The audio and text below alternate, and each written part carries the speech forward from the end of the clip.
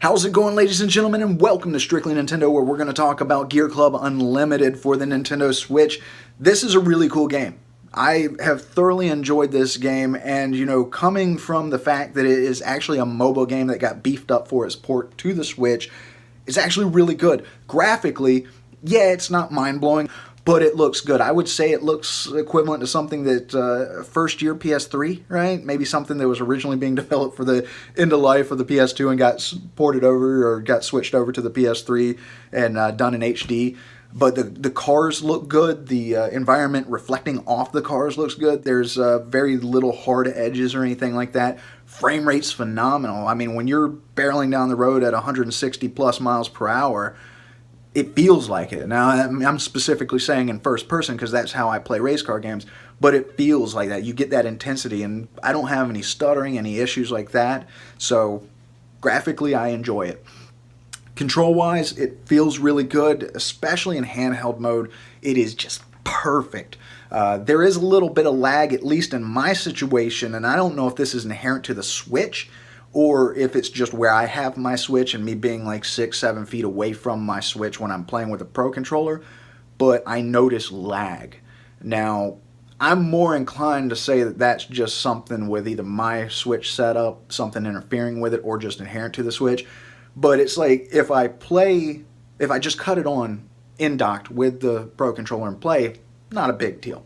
It's more so when I'm playing handheld and I'm used to that just perfect, tight, crisp controls, and then I dock it and then I notice the lag because it's a fast game. So I'm thinking it's more so to do with my Switch than the game. All in all, though, in either case, the controls are solid, but I think you probably will enjoy this a little bit more as a mobile game, playing in handheld.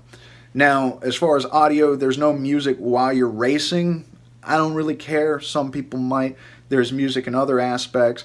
The sound effects are kind of dated, but overall it's clean, crisp, detailed. So at its core, I got nothing to complain about. It's a decent looking game. It's a nice looking game. It controls well and it sounds good. And coming from being a mobile game, the one thing is you can't come into this thinking it's a racing simulator, because it's not. You're not going to have a Forza or a Gran Turismo experience. What this is more is, this reminds me of more of like a mix between early Need for Speed and then classic arcade racers like Top Gear for the Super Nintendo. It reminds me more of like classic arcade racers because in and all, you start off with a car. You race, you win, you gain experience, stars, and money. The experience unlocks new assets such as new stations for your garage, upgrading those stations, and then little other assets like places to park your car or a vending machine and little things like that to customize your garage. We'll get into that in a minute. The stars unlock new race courses, new regions, new car dealers, the whole 9 yards like that. And then money, obviously, you buy stuff with it. And that's kind of the cool thing. Now, there's like over 400 courses to race in this game. And the races aren't very long. I've had races that are like 40 seconds. I've had races that are maybe around like 2.5 minutes, something like that. But that's like about the longest. And you have basically, point A to point B, where you race from point A to point B, or you go up to the head of the track. You go around a roundabout back to the start. You have lap races, which are maybe 2 to 3 laps. Those are the longer ones. They're going to be over 2 minutes. And then you have rally races. I personally would like to see the rally being separated from the street racing, but it's not. It's just weird to me to have a Lotus Elise and then, rally racing with it. It's not really a big deal. It's nice that they actually mix it up. So when you're racing, a championship and you have, these relay races mixed in with the rally races, mixed in with the lap races, it does give a good variety. And if you average it out to like a minute per race, right? If you took all the races and just averaged it out and it came out to around a minute a race, that's like 6 2/3 hours. It's like almost 7 hours of racing.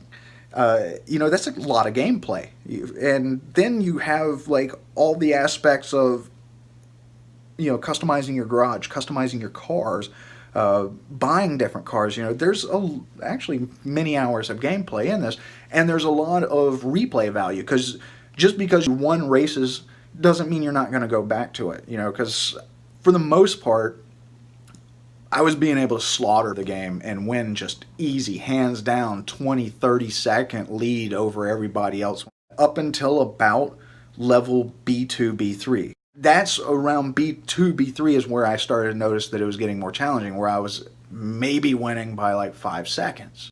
Also, your cars get more expensive, and the parts for your cars get more expensive, and there's more levels to upgrade your car, so you need more money. So you might find yourself jumping back to an A3 that you've already raced, a while ago, just to win these easy races that you're familiar with, so you can get more money and upgrade things.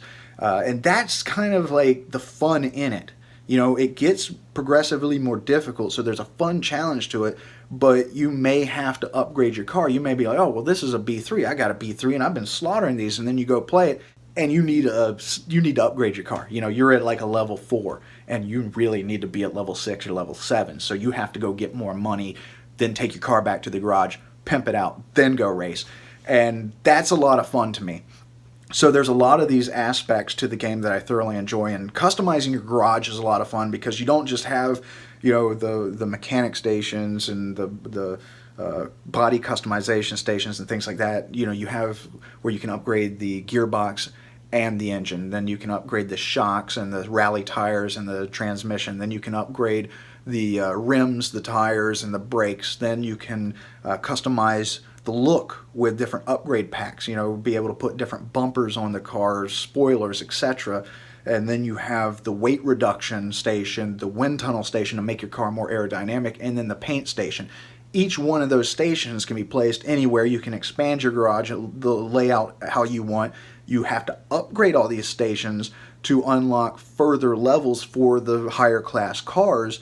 And then, some cars are more customizable than others. Some you have not just put a new front end on it, but you can change aspects of the front end. Some cars you can't change anything about. Some cars you can paint just the body. Some you can do the body, the rims, and the brakes. There's just a lot of little aspects of it. And then you also have little just fun things. You have like places to park your cars.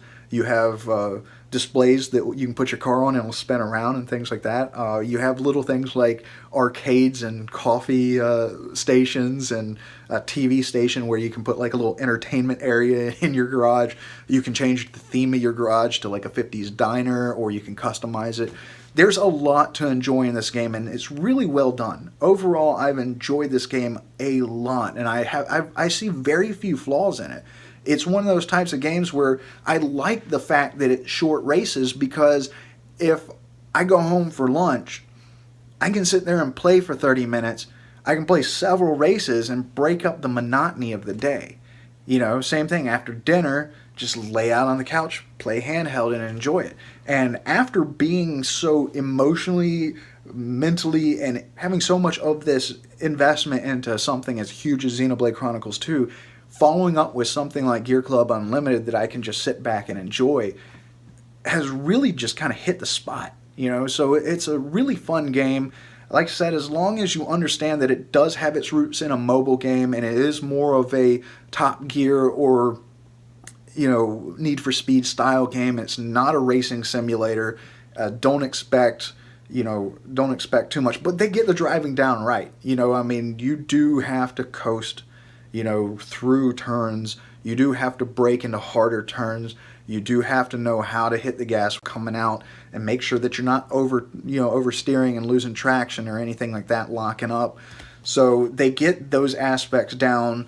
Cool thing is at dealerships you can actually test drive a car on a 3-lap circuit before you actually buy the car, so you can see which one handles in its core form the best for you, so that as you upgrade it as you go along that it's actually probably going to be the better car. Very rarely have I found a need to actually have more than one car in each class. So right now I'm doing pretty well, and like I said, they get expensive. But overall, the game's a lot of fun. I've thoroughly enjoyed it, and I have to give it to Eden for that. And I'm glad that the Microids brought it to the Nintendo Switch, and I've just had a blast with it. So, maybe you will too. Again, like if you like stuff like Need for Speed or classic arcade racers like Top Gear, this might be up your alley. Solid game. I would definitely recommend it. that'll do it for this episode of Strictly Nintendo. Until the next one, take care.